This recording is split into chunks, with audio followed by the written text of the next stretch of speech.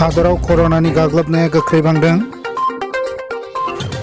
भारताव 24 घन्टानि गेजेराव गोदानै 1464 कर'ना पजिटिभ मोननाय जादों।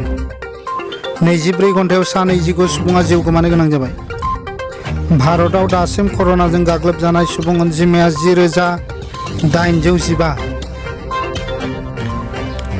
आसामाव कर'नाजों गाग्लोबजानाय सुबुं अनजिमाया 32सिम थांबाय। धुबुरी जिल्लानि बिलासिपारायाव सासे आइजोनि देहायाव गोदानै कर'ना भाइरास मोननाय जादों। धुबुरी जिल्लानि बिलासिपारायाव सासे आइजोनि देहायाव गोदानै कर'ना भाइरास मोननाय जादों। बे आइजोनि हौवाया दिल्लीनि निजामुद्दीन मार्कासाव बाहागो लाहैदोंमोन होननानै मिथिनो मोननाय जादों।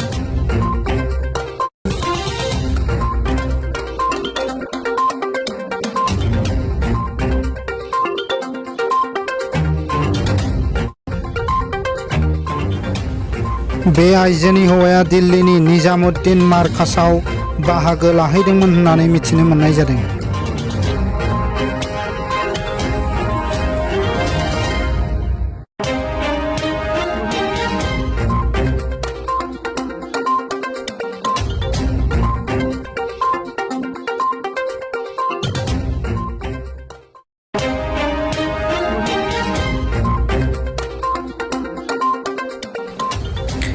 आइजोखौ बे समाव गुवाहाटीनि GMCHआव फाहामथायनि थाखाय थिसननाय जाबाय होननानै खौरां मोननाय जादों।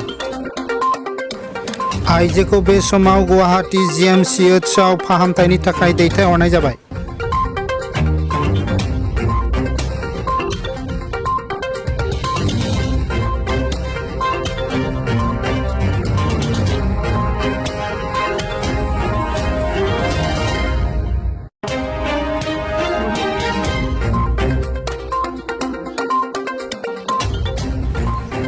बरपेटानि आली हुसेन मुंनि सासे सुबुङा लखिमपुर जिल्लानि सेनं धर्मपुराव जिउ गोमादों।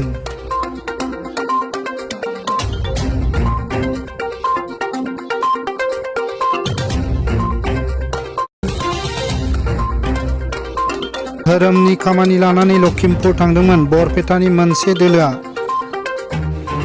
लकडाउननि थाखाय न'सिम फैफिननो हानाय जायाखैमोन।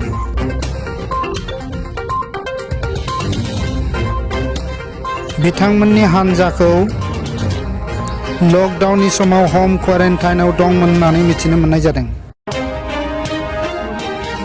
आली हुसेननाव कर'नानि जेबो सिम्पटम्स मोननाय जायाखैब्लाबो बिथांनि हरखाबै जिउ गोमानाया रायजो राजाफोरखौ सोमोनांहोदों।